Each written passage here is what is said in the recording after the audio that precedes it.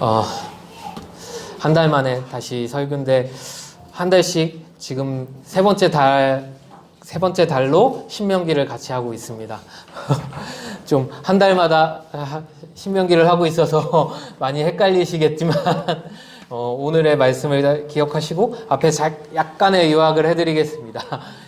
기억하시면서 함께 보셨으면 좋겠습니다. 우리 지난번 설교에서는 신명기 새롭게 보기라는 제목으로 말씀을 나누었습니다. 하나님께서는 이스라엘에게 십계명을 주신 이유가 하나님께서 너 이스라엘에게 주시는 불 가운데서 들리는 목소리로서 듣고 배우고 지켜 행해야 할 하나님과 이스라엘과의 약속으로서 신명기에 대해서 나눴습니다.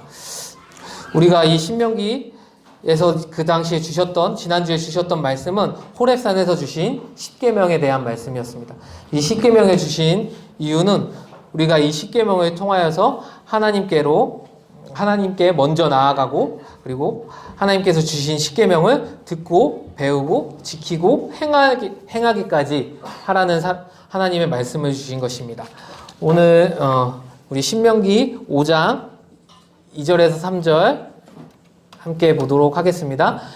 우리 하나님 여호와께서 호렙산에서 우리와 언약을 세우셨나니 이 언약은 여호와께서 우리 조상들과 세우신 것이 아니요 오늘 여기 살아있는 우리 곧 우리와 세우신 것이라. 아멘. 그렇습니다. 이 십계명은 그 당시 이스라엘 백성들에게만 주신 하나님의 율법이고 하나님 말씀이 아닙니다. 우리 가운데 지금 현재를 살아가는 우리 가운데 주신 약속이고 언약입니다. 모세는 이 호렙에서 주신 이 십계명을 언약이라고 했습니다. 이 언약이란 뜻은 국어 사전에서 보시면 간단하게 나옵니다. 말로 약속함 그리고 그런 약속을 말하고 있습니다. 국어 사전에서는 이 언약이 매우 간단하게 표현되고 있습니다. 그리고 법정 용어로서도 언약은 큰 효력을 발휘하지 못하는 것으로 알고 있습니다. 하지만 성경에서 말하는 언약은 하나님께서 인간과 맺으신 구원을 상징합니다. 하나님께서 인간과 맺어주신 구원의 약속입니다. 이 구원의 약속은 우리가 결코 우리의 힘으로 깨어지는 것이 아닙니다. 어느 한 사람의 힘으로 깨어지는 것이 아니라 하나님의 결정 안에서 깨어지는 것입니다. 성경에서는 많은 언약이 나옵니다.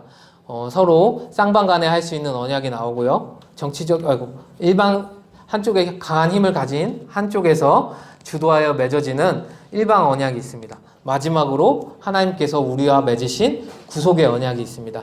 이 신명기에서 말하는 이 언약이 바로 하나님께서 우리가 맺어주신 하나님의 구속의 언약입니다. 신명기 7장 6절에서 8절 함께 읽도록 하겠습니다. 너는 여호와 내 하나님의 성민이라 내 하나님 여호와 세상 만민 중에 너를 자기 기업 여호와께서 너희를 기뻐하시고 너희를 택하심은 너희가 다른 민족보다 수요가 많기 때문이 아니라 너희는 오히려 모든 민족 중에서 가장 적으니라. 여호와께서 다만 너희를 사랑하심으로 말미암아 또는 너희의 조상들에게 하신 맹세를 지키려 하심으로 말미암아 자기의 권능의 손으로 너희를 인도하여 내시되 너희를 그 종되었던 집에서 애굽 왕 바로의 손에서 속량하셨나이다. 아멘. 그렇습니다. 말씀에서 보시면 하나님께서 이 백성을 택하셨습니다. 이스라엘 백성을 택하셨습니다. 이 백성을 택하신 이유가 다른 민족보다 수요가 많고 딱히 어떠한 특별한 점이 있어서가 아닙니다. 단지 하나님께서 이 민족을 더 사랑하셨기 때문입니다. 그리고 이 민족의 조상 아브라함과 야곱과 요셉에게 약속하신 그 약속을 맹세를 지키려 하신 것입니다. 그래서 하나님의 권능의 손으로 하나님의 권능의 능력으로 저희를 인도하실 것입니다. 그리고 그래서 종되었던 집에서 속량해 주시고 구속해 주신 것입니다. 이것이 하나님의 구속 사역이고 언약인 것입니다. 그런데 이 하나님의 언약은 특별한 점이 있습니다. 우리 시편 89편 3절에서 4절 같이 보겠습니다. 주께서 이르시되 나는 내가 택한 자와 언약을 맺으며 내 종 다윗에게 맹세하기를 내가 내 자손을 영원히 경고히 하며 내 왕위를 대대에 세우시리라 하셨나이다. 아멘. 하나님께서는 아브라함에게 언약을 하셨고 그 요셉에게 다시 언약을 하셨고 400년 만에 이스라엘 백성을 출애굽시키십니다. 그리고 또 다른 언약이 다윗과 하십니다. 또 이 언약에서 다윗에게만 언약을 하신 것이 아니라 다윗을 통하여서 내 왕위를 대대에 세우리라 하셨나니 다윗의 후손들에게까지 그 언약에 미쳐지게 되는 것입니다. 하나님의 언약은, 이 구속의 언약은 단발로 끝나는 언약이 아니라 우리 하나님의 역사 가운데서 꾸준히 이어지는 하나님의 영원한 언약인 것입니다. 그리고 또 다른 특별한 점이 있습니다. 함께 읽어보도록 하겠습니다.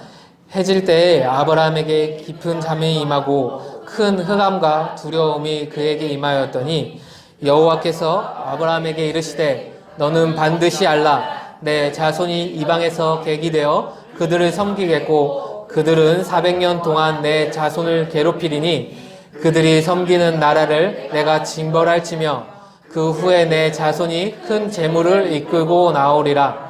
너는 장수하다가 편안히 조상에게로 돌아가사 내 자손은 4대 만에 이 땅으로 돌아오리니 이는 아무리 족속의 제약이 아직 가득 차지 아니함이니라 하시더니 해가 져서 어두울 때에 연기 나는 화로가 보이며 타는 횃불이 쪼갠 고기 사이로 지나가더라. 하나님께서 아브라함과 언약을 맺으시는 장면입니다. 하나님께서 아브라함과 언약을 맺으시는데 여기서 보시면 13절 14절에서 보시면 아브라함의 후손들이 이방에 객이 되어서 400년 동안 그들을 섬기겠다고 하고 그리고 그 자손을 괴롭히겠다고 하십니다. 그리고 그 괴롭힌 자손을 징벌하고 하나님께서 그 자손에게 큰 재물을 이끌고 나오게 하신다고 하고 약속하십니다. 우리가 알고 있는 출애굽기 내용 그대로의 말씀입니다. 하나님께서는 아브라함에게 이미 출애굽기의 역사를 이미 언약하시고 약속하셨습니다. 여기서 우리 빨간색 한번 같이 읽어보도록 하겠습니다. 해가 져서 어두울 때 연기가 나는 화로가 보이며 타는 횃불이 쪼갠 고기 사이로 지나더라. 아멘. 이 당시 고대 근동에서 언약을 맺는 방법의 한 모습이 나옵니다. 이 당시 고대 근동에서는 언약을 맺을 때 서로 언약을 맺는 당사자끼리 만나서 언약물로 고기를 가지고 와서 양이나 소를 가지고 와서 그걸 반으로 가릅니다. 반으로 가는 것을 양 사이에 놓고 그 반으로 가는 길을 안으로 두 사람이 같이 걸어갑니다. 두 사람이 같이 걸어가며 약속함으로 인해서 만약에 한쪽이 약속을 어긴다면 이 재물과 같이 당신이 그렇게 될 것이다 라는 의미를 가지고 있습니다. 굉장히 무섭죠.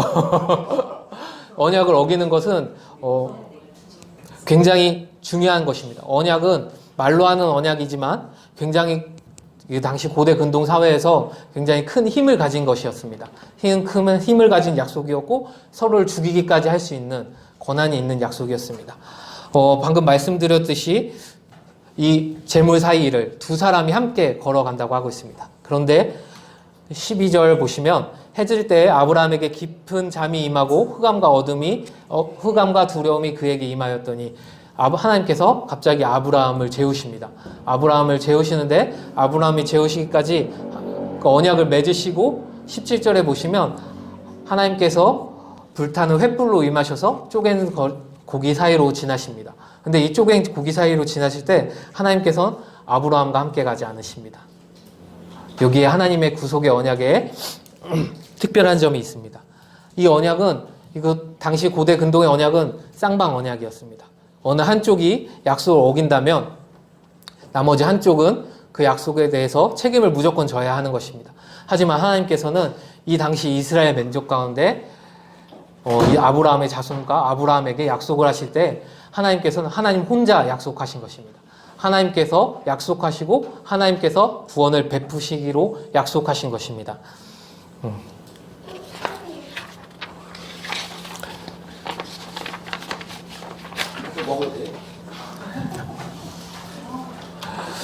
이 약속의 결과는 다음과 같습니다. 그날에 여호와께서 아브라함과 더불어 언약을 세워 이르시되 내가 이 땅을 애굽 강에서부터 큰 강 유브라데까지 내 자손에게 주노니 곧 겐 족속과 그니스 족속과 감몬 족속과 헷 족속과 브리스 족속과 르바 족속과 아모리 족속과 가나안 족속과 기르가스 족속과 여부스 족속의 땅이니라 하셨더라. 아멘. 그 약속의 결과로 하나님께서는 이 약속의 결과로 가나안 땅, 하나님께서 약속하신 젖과 꿀이 흐르는 땅, 여러 부족에 있는 이 땅이 바로 젖과 꿀이 흐르는 가나안 땅을 말하고 있습니다.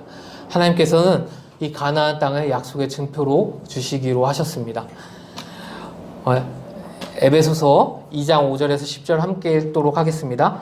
허물로 죽은 우리를 그리스도와 함께 살리셨고 너희는 은혜로 구원을 받은 것이라. 또 함께 일으키사 그리스도 예수 안에서 함께 하늘에 앉으시니 이는 그리스도 예수 안에서 우리에게 자비하심으로 그 은혜의 지극히 풍성함을 오는 여러 세대에 다내려 하심이니라.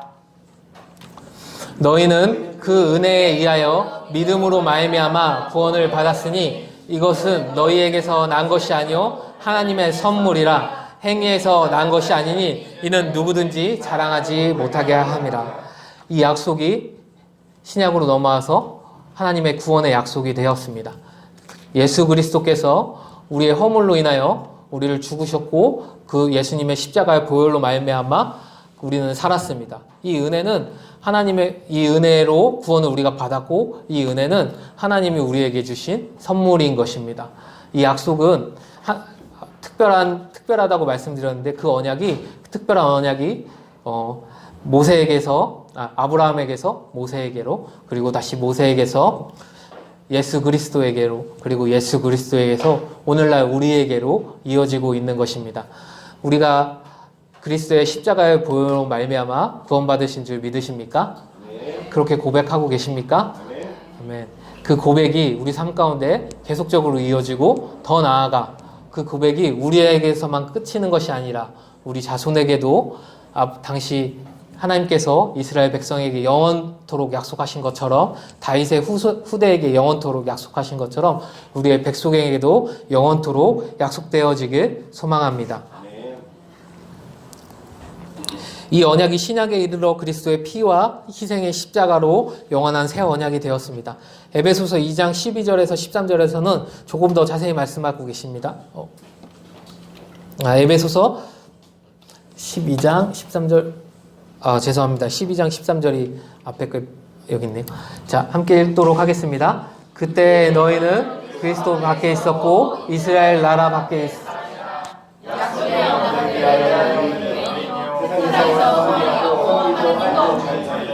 이제는 전에 멀리 있던 너희가 그리스도 예수 안에서 그리스도의 피로 가까워졌느니라.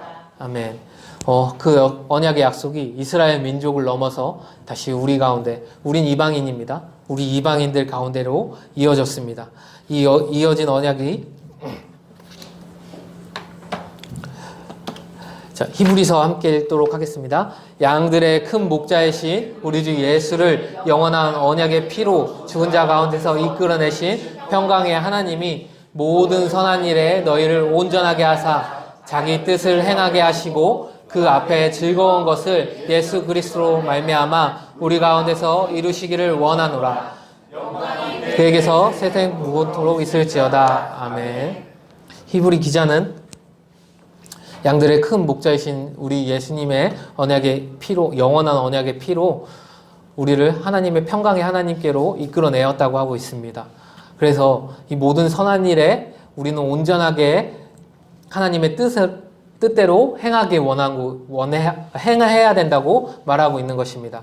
그 앞에서 즐거운 것은 예수 그리스도로 말미암아 우리 가운데서 이루시길 원하는 영광이 우리 삶 가운데 계속적으로 있게 되는 것입니다. 우리가 찬양으로 예수님 찬양으로 고백했습니다. 예수님을 우리가 우리의 주라고 고백했습니다. 우리가 그런 것처럼 우리가 주님 앞에 항상 즐거워했으면 좋겠습니다. 그럼에도 불구하고 찬양했듯이 우리 가운데 어떤 상황이 올지라도 우리 가운데 먼저 사랑하셔서 그 피의 언약으로 우리 가운데 베풀어 주신 그 사랑을 우리가 기억했으면 좋겠습니다. 이 언약이 또 이렇게 발전합니다. 예레미야서 31장 31절에서 34절 말씀 함께 읽도록 하겠습니다. 여호와의 말씀이라 보라 그날이 내가 이스라엘 집과 유다의 집에 새 언약을 맺으리니 이 언약을 내가 그들의 조상들의 손을 잡고 애굽 땅에서 인도하여 내던 날에 맺은 언약과 같지 아니할 것은 내가 그들의 남편이 되어도 그들이 내 언약을 깨뜨렸습니다. 여호와의 말씀이라. 그러나 그날 후에 내가 이스라엘 집과 맺은 언약은 이러하니 곧 내가 나의 법을 그들의 속에 두며 그들의 마음에 기록하여 나는 그들의 하나님이 되고 그들은 내 백성이 될 것이라. 여호와의 말씀이라. 그들이 다시는 각기 이웃과 형제를 가르쳐 이르기를 너는 여호와를 알라 하지 아니하리니 이는 작은 자로부터 큰 자까지 다 나를 알기 때문이라. 내가 그들의 악행을 사하고 다시는 죄를 기억하지 아니하리라. 여호와의 말씀이라. 예수 그리스도의 십자가의 그 사역을 미리 예언하신 말씀인데요. 여기서 보시면 이 새 언약을 이스라엘 백성들이 어겼음에도 불구하고 새롭게 다시 언약을 맺어주신다고 하고 있습니다. 그리고 이 언약이 이 말씀의 법이 그들의 속, 우리의 속에 두고 그들의 마음에 기록한다고 하고 있습니다. 이것이 바로 성령 하나님께서 우리 마음 가운데 오시는 일을 설명하고 있는 것입니다. 성령 하나님께서 우리 마음 가운데 오셨을 때 우리가 그 새 언약을 받게 되는 것입니다. 그리고 이 새 언약을 받은 하나님을 말미암아 우리가 다시 악을 행하지 않고 하나님 앞에 나아갈 수 있다고 말하고 있는 것입니다. 다들 성령 받으셨습니까? 우리 다들 성령 받으신 줄 믿습니다. 우리 오순절 교단에서 성령은 아주 큰 의미를 지니고 있습니다. 이 성령의 행하심을 우리가 인정할 때 우리가 그 성령 안에 거하고 성령이 우리 삶 가운데서 일을 행하실 수 있는 것입니다. 제가 누차 성령의 역사하심을 말씀드렸습니다. 오순절 성령의 역사하심은 마가다락방에서 1차로 임하시고 나서도 꾸준히 온 세계 역사 가운데 임하셨고, 그리고 우리나라에서도 1907년 장대영 교회에서 임하셨던 그 성령이 우리 가운데 이어지고 있습니다. 우리가 그 성령을 성령을 의지하고 말미암아 주님의 은혜 안에 거하는 삶이 되시길 소원합니다. 그 뒤로 조금 많은데요. 시간이 없는 관계로 넘어가도록 하겠습니다. 오늘 우리가 함께 보실 언약은 이렇게 많은 부분에서 중요한데요. 오늘 함께 보실 6장에서 11장은 12장에서 26장과 함께 5장에서 주신 하나님의 십계명을 말씀을 해석하고 있습니다. 특히 6장에서 11장은 이 언약의 해석을 하나님 사랑하기로 풀고 있습니다.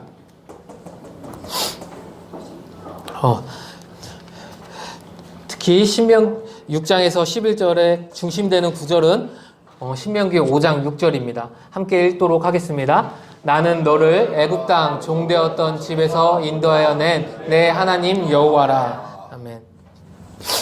신명기 6장에서 11장은 아브라함과 맺으신 언약을 지키신 하나님께서 바로 우리의 하나님이 되시고 너희의 하나님이 되신다는 것을 주목하라고 이야기하고 있습니다. 창세기 15장 12절에서 15절 아까 읽었던 말씀인데요.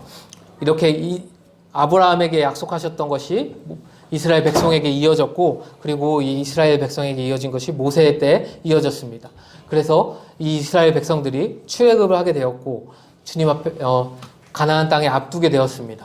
가나안 땅에 앞두었을 때 이스라엘 백성들이 가장 기억해야 할 것은 다른 무엇도 아닌 그 이스라엘에게 약속하신, 그리고 이스라엘을 구원하신 하나님을 기억하라라는 것인 것입니다.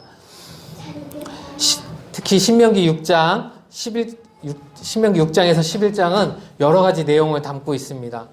그리고 그 내용이 복잡단안하게 있습니다. 그렇지만 경계선상에서 이스라엘에게 다시 말씀하시는 그리고 또다시 상기시키는 말로 바라볼 때 약속의 땅에서 이스라엘 백성에게 요구하시는 하나님의 뜻을 5장에 이어 다시 강조하는 모습으로 우리가 이 말씀을 본다면 하나님의 명령, 그리고 하나님의 명령으로 말미암는 쉐마 이스라엘, 들으라 이스라엘로 정리할 수 있습니다. 그렇게 정리하면은 아래와 같은 말씀이 됩니다. 6장에서 11장까지의 내용을 쉐마로 정리한 것이, 쉐마를 기준으로 정리한 것입니다. 하나님의 명령, 들으라 이스라엘로 정리한 것입니다. 6장 1절에서 3절은 머릿말에 해당합니다. 이 머릿말은 신명기 6장에서 11장의 제목과도 같은 성격을 지니고 있습니다. 이 머릿말이 신명기 6장에서 11장의 제목이라고 봐도 좋다는 의미인데요. 이는 너희에게 가르치라고 명하신 명령과 규례와 법도다라는 첫 구절이 이 단락의 성격을 말해주고 있습니다. 이어서 가르침이 본격적으로 전개될 때 이 가르침의 관심사는 이스라엘은 적과 꿀이 흐르는 땅에서 어떻게 살아야 할까인 것입니다. 약속의 땅에서의 명령과 지침을 보여주고 있는 것입니다. 여기서 말하는 명령과 규례와 법도를 좁게 말하면 신명기 6장 4절 이하의 말씀이고요. 넓게 말하면 신명기 토라 전체를 말하고 있습니다. 본문은 이 명령과 규례와 법도를 지키라고 말하고 있습니다. 또 나아가 이것을 지키게 하기 위한 것이라고 말하고 있습니다. 지키게 하기 위해서 6장에서 11장을 할애하고 있는 것입니다. 신앙생활도 가르쳐야 한다고 말하고 있습니다. 우리는 이것을 위해 힘써야 합니다. 나만의 신앙을 발전하는 것이 아니라 우리 가족을 위해, 그리고 자녀를 위해 힘써야 되는 것입니다. 다음 세대라고 말하고 있습니다. 우리가 다음 세대를 위해 기도하고 우리 다음 세대를 위해 많은 표본이 되어 주셨으면 좋겠습니다. 조금 더 자세히 신명기 6장 1절에서부터 함께 말씀을 보면서 알아가도록 하겠습니다.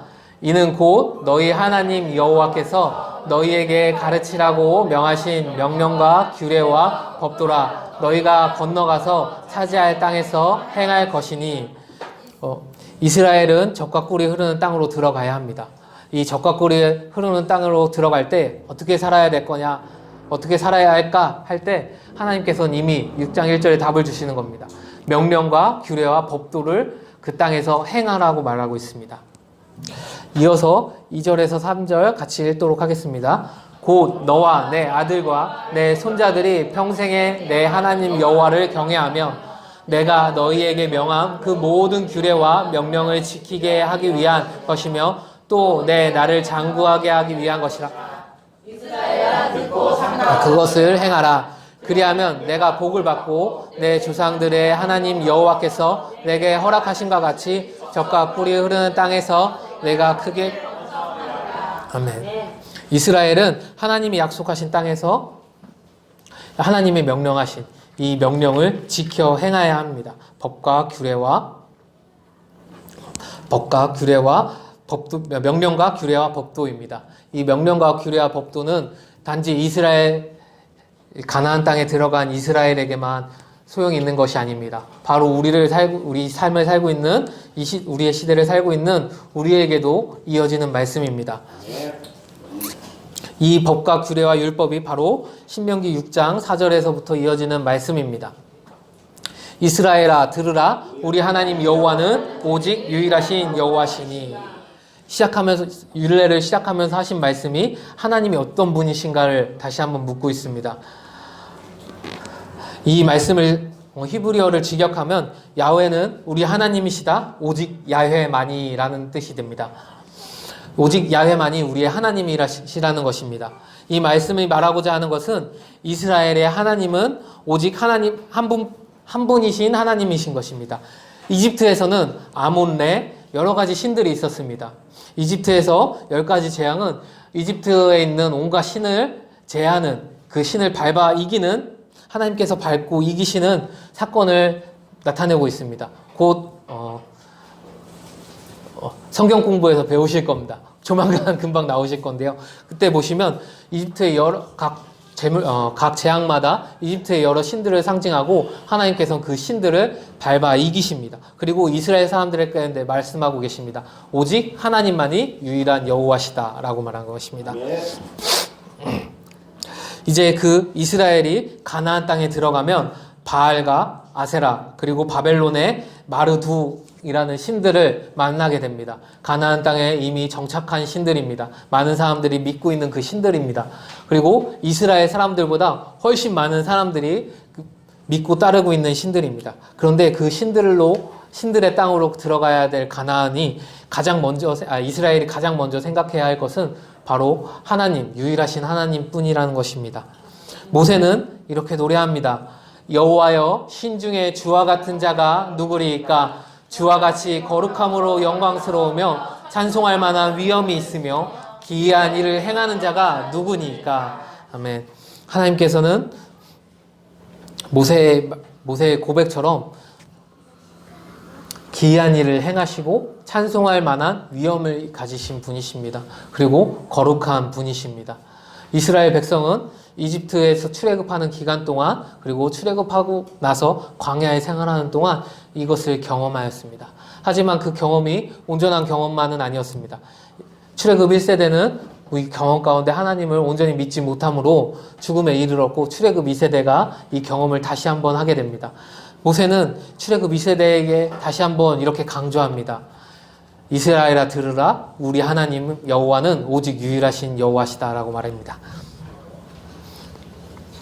이제 이 뒤를 이어서 이 쉐마, 율법을 규정하는 명령과 지시가 따라 나오고 있습니다. 신명기 6장 5절에서 9절인데요. 4절은 읽었으니까 5절에서 9절 함께 읽도록 하겠습니다. 너는 마음을 다하고 뜻을 다하고 힘을 다하여 내 하나님 여호와를 사랑하라. 오늘 내가 내게 명하는 이 말씀을 너는 마음에 새기고 내 자녀에게 부지런히 가르치며 집에 앉았을 때에든지 길에 갈 때에든지 누워 있을 때에든지 일어날 때에든지 이 말씀을 강론할 것이며 너는 또 그것을 내 손목에 메어 기호로 삼으며 내 미간에 붙여 표로 삼고 또 내 집 문설주와 바깥문에 기록할지니라. 아멘. 해야 할 일이 많습니다. 해야 할 일이 많은데요. 이 해야 할 일들 중에 첫 번째는 하나님을 아는 것입니다.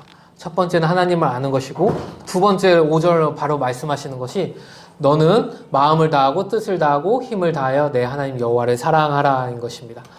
이것은 나 외에 다른 신을 섬기지 말라는 십계명의 다른 표현입니다. 본문 6절에서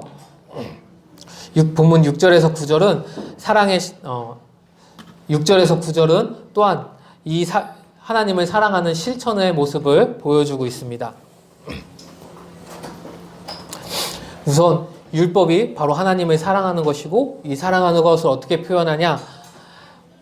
이 말씀을 마음에 새기고 자녀에게 부지런히 가르치고 집에 앉았을 때든지 길에 갈 때든지 누워있을 때든지 언제나 일어날 때든지 이 말씀을 계속 생각하고 이해하게 할 것이며 강론하고 설명할 것이며 그리고 이것을 내 손목에 메어 기호로 삼으면 내 미간에 붙여 표로 삼고 사람들 가운데 보여주라고 말하고 있는 것입니다. 또 내 문설주와 바깥문에 기록할지라. 사람들 가운데 표내라고 하고 있습니다. 하나님을 사랑한다는 것은 그냥 나 혼자서 하나님을 사랑하는 것이 아니라 이웃과 사회와 그리고 또 세상에 말로, 기호로, 표로, 글로 보여주라는 것입니다.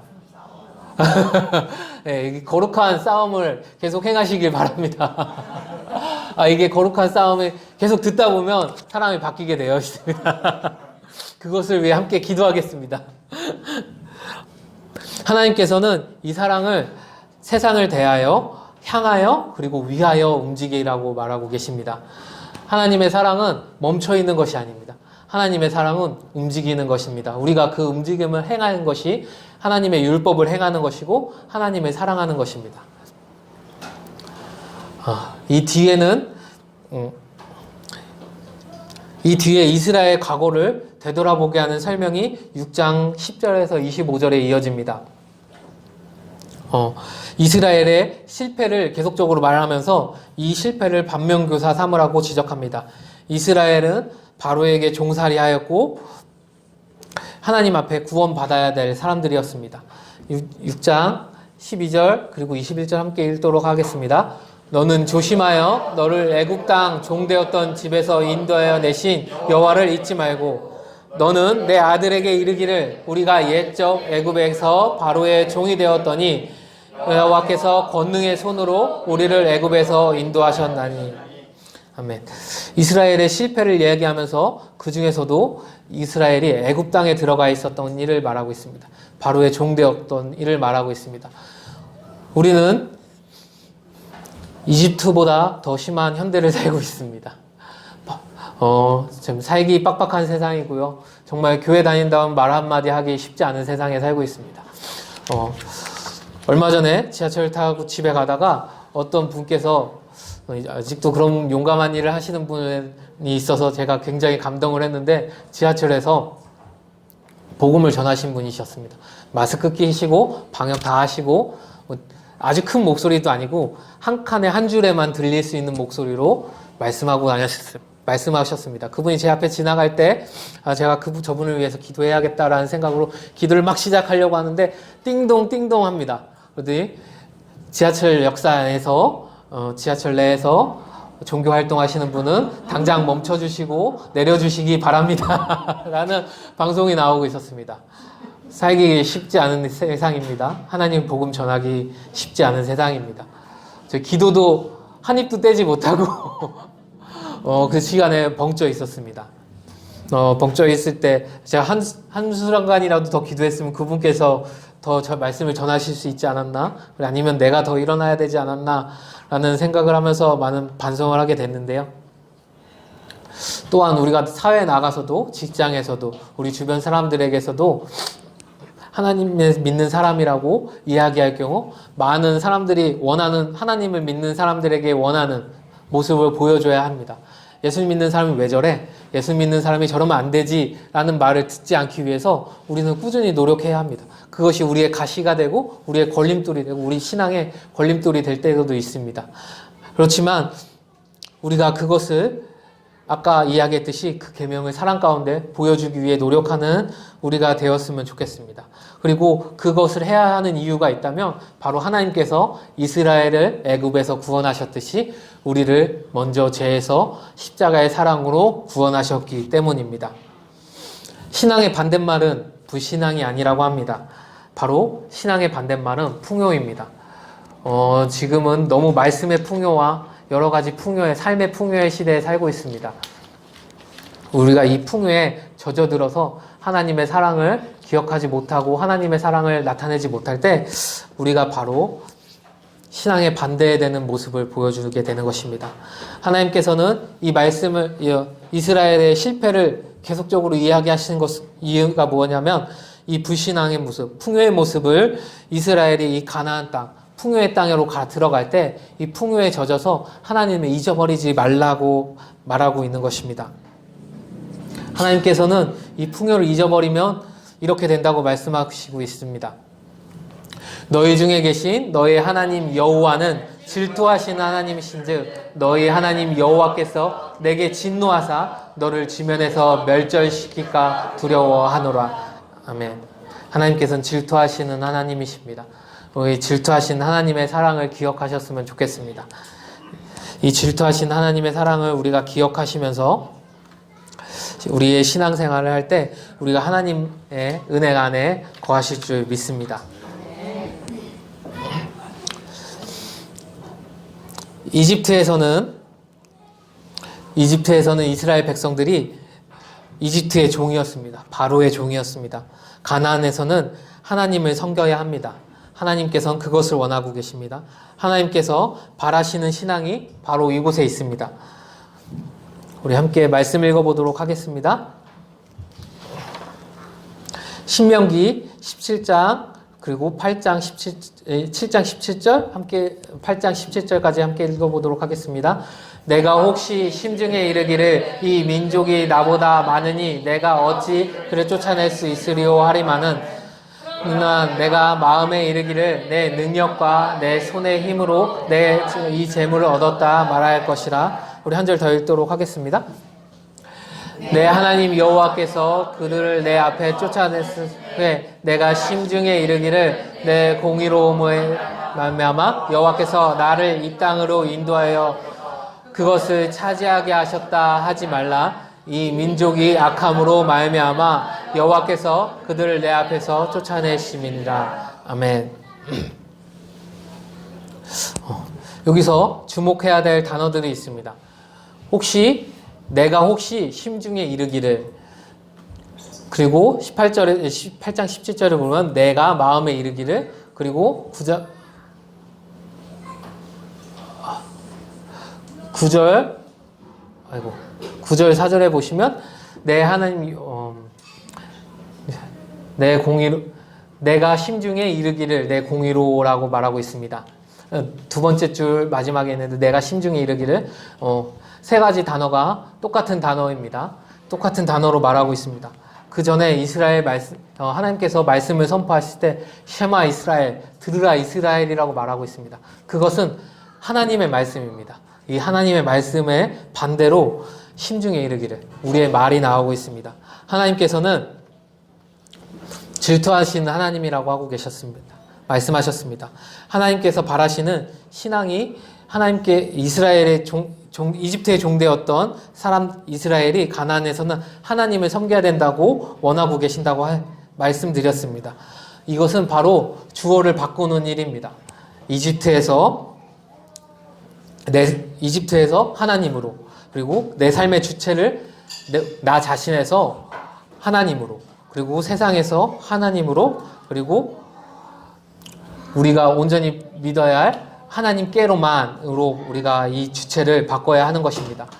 하나님께서는 신명기는 이 쉐마 이스라엘, 그리고 내가 심중에 이르기를 이라는 단어를 번갈아 사용하시면서 강조하고 있습니다. 나의 말이 아닌, 내 중심이 아닌 하나님의 중심의 말로 들으라고 있는 것입니다. 하나님의 중심으로 생각하라고 있는 것입니다. 우리가 우리의 뜻대로, 우리의 힘으로 이집트에서 종된 것에서 벗어난 것이 아닙니다. 우리가 우리의 뜻대로, 우리의 어떠함으로 인하여서 죄의 종에서 벗어난 것이 아닙니다. 오직 하나님의 뜻과 하나님의 선물로, 하나님의 은혜로만이 죄에서 벗어난 것입니다. 하나님께서는 이 신명기에서는 계속적으로 이것을 강조하고 있습니다. 하나님만이 우리의 왕이시고, 하나님만이 우리의 주인이시고, 하나님만이 우리의 모든 것 되시는 분이시라는 것입니다. 이 가나안 땅에 들어가는, 풍요로의 대지로 들어가는, 우리의 삶으로 들어가는 자리에서 하나님께서는 우리 자신이 아닌 하나님 자신을 봐주시길 원하고 계신 것입니다.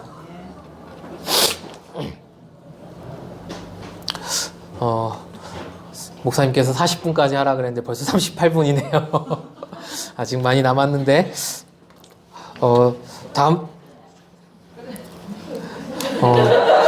7장, 8장 7장, 8장, 9장, 10장, 11장이 남았는데요.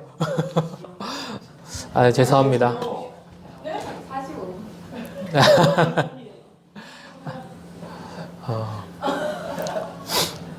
우리 이거 보면서 얘기하도록 하겠습니다.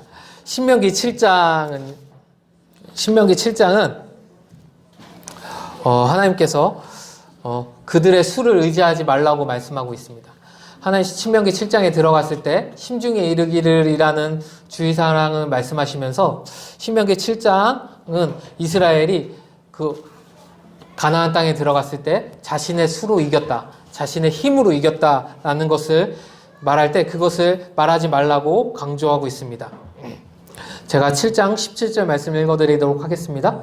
내가 혹시 심중에 이르기를 이 민족들이 나보다 많으니 내가 어찌 그들을 쫓아낼 수 있으리요 하리라마는 이스라엘 백성들이 그 심중에 이들을 이겨낼 수 있다라고 말하고 있는 것입니다. 하지만 하나님께서는 그들의 그것을 강제하고 계십니다. 하지 말라고 말씀하고 계십니다. 그리고 신명기 8장에서는 재물에 의지하지 말라고 말씀하고 계십니다. 8장 3절에서 4절 한번 읽어보도록 하겠습니다. 너를 낮추시며 너를 줄이게 하시며 또 너를 알지 못하며 내 조상들도 알지 못하던 만나를 내게 먹이신 것은 사람이 떡으로만 사는 것이 아니요 여호와의 입에서 나오는 모든 말씀으로 사는 줄을 내가 알게 하려 하심이니라. 이 40년 동안에 내 의복이 헤어지지 아니하였고 내 발이 부르트지 아니하였느니라. 아멘. 이스라엘 백성이 광야의 생활을 지날 때 광야의 생활을 이길 수 있었던 것은 오직 하나님의 은혜였습니다. 이번에도 예수님께서 인용하신 말씀이 나오는데요. 사람이 떡으로만 사는 것이 아니라 여호와의 입에서 나오는 모든 말씀으로 사는 것이라. 예수님께서 또 강조하시듯이 우리가 우리의 힘으로 사는 것이 아니라 재물에 의지하는 것이 아니라 우리의 상황에 의지하는 것이 아니라 하나님만 의지해서 살라고 다시 한번 강조하고 있습니다. 그리고 신명기 9장에서는 자기 스스로 의롭다고 여기지 말라고 말하고 있습니다. 하나님은 이스라엘 백성에게 아름다운 땅을 기업으로 유산으로 주신 것은 이스라엘 백성이 공의로워서가 아닙니다. 오히려 이스라엘 백성은 목이 곧아서 하나님의 말씀을 듣지 않는 백성입니다.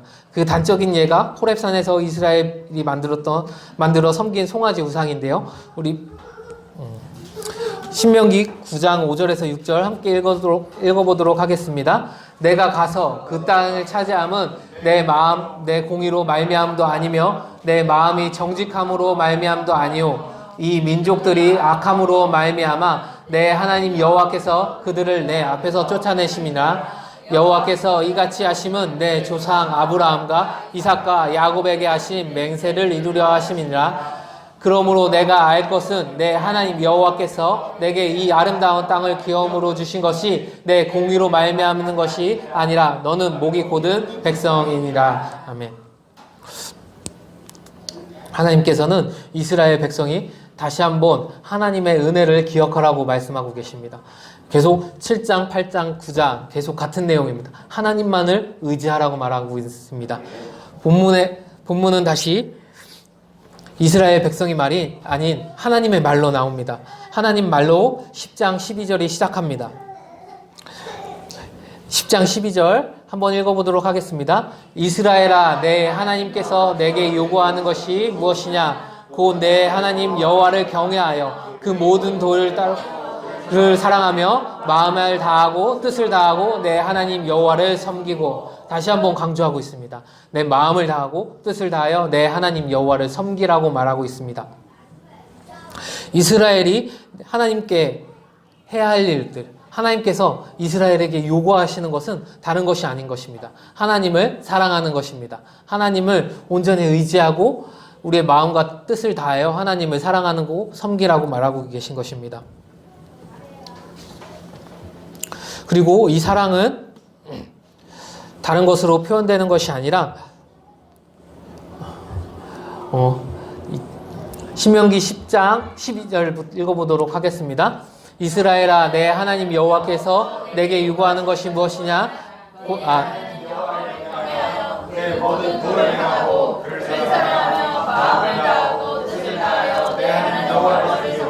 중복됐습니다. 죄송합니다. 19절입니다. 너희는 나그네를 사랑하라. 전에 너희도 애굽 땅에서 나그네 되었음이니라. 하나님께서 그 사랑을 자신만 가지고 있지 말고 전하라는 것입니다. 이방인인 나그네에게 전하라는 것입니다. 이스라엘 민족은 굉장히 폐쇄적인 민족입니다. 이스라엘만이 하나님께 구원받은 민족이고 하나님의 은혜 받은 민족이라고 생각했습니다. 그렇지만 하나님의 사랑은 이스라엘 민족 정신을 넘어서 나그네까지 사랑하라고 말하고 계신 것입니다. 하나님의 사랑은 멈춰있는 것이 아니라 다시 한번 이스라엘 밖으로 사랑으로 전해주라고 하는 것입니다.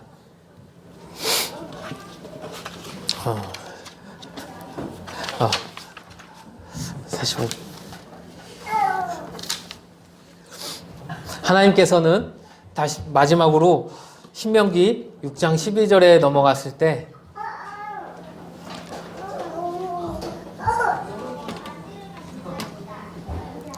11장으로 넘어가서 이 실천과 불순종을 할 때 축복과 저주를 주겠다고 말하고 계십니다. 이 축복과 저주 굉장히 낯설지 않은 단어들이죠. 하나님께서는 하나님의 말씀을 지키는 자, 하나님의 사랑을 지키는 자를 기억하고 계십니다. 우리가 기억했으면 좋겠습니다. 우리가 함께 기억했으면 좋겠습니다. 우리가 기억할 것은 하나님께서 요구하시는 것, 하나님께서 바라시는 것은 다른 것이 아닙니다. 우선 하나님을 알고 하나님을 사랑하는 것입니다. 규례와 율법이 다른 것이 아닙니다. 규례와 율법으로 지어질 것들이 다음번 나오는 12장부터 26장까지 지어지는 것들, 그것도 중요하고 그것도 분명히 지켜야 해야 하는 것이지만 그 전에 그것을 지키기 위해 먼저 하나님을 사랑해야 한다는 것입니다. 우리가 하나님을 얼마나 사랑하는지 우리 자신이 잘 알고 있습니다. 하나님께서는 베드로를 다시 회복시키실 때 베드로에게 물으셨습니다. 내가 나를 사랑하느냐? 베드로가 대답합니다. 하나님, 제가 주님을 사랑합니다. 그런데 하나님은 또 물으십니다. 내가 나를 사랑하느냐? 베드로가 다시 한번 대답합니다. 내가 주님을 사랑합니다. 그리고 또 다시 한번 베드로에게 물으십니다. 하나님께서 내가 나를 사랑하느냐? 근데 베드로는 내가 주님을 사랑하는 줄 주께서 아시나이다 라고 말하고 있습니다. 주님은 베드로의 사랑을 확인하고 뒤이어 내 양을 먹이라, 내 양을 치라, 내 양을 먹이라 라고 말씀하셨습니다. 이게 하나님의 방법입니다. 우리가 먼저 하나님을 사랑하고 하나님의 사랑을 회복되어야 된다고 생각합니다. 우리 삶 가운데 이 하나님의 사랑을 회복하고 하나님의 사랑을 기억했으면 좋겠습니다.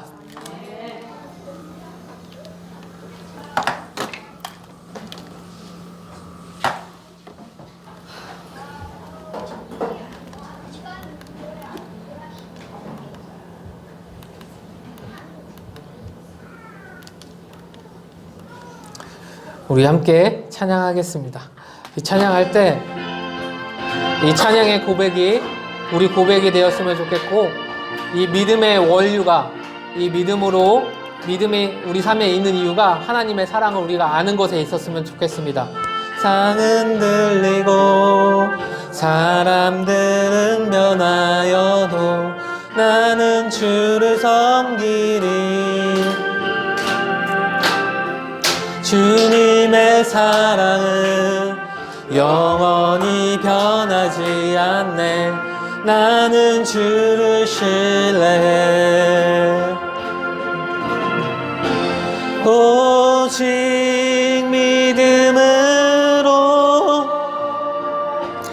믿음으로 내가 살리라. 오직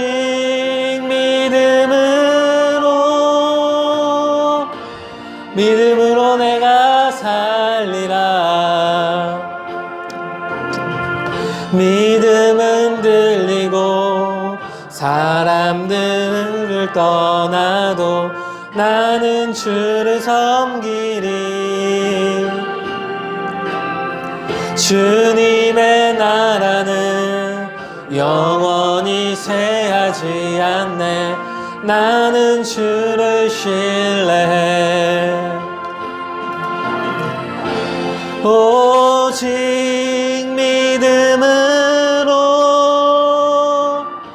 믿음으로 내가 살리라. 오직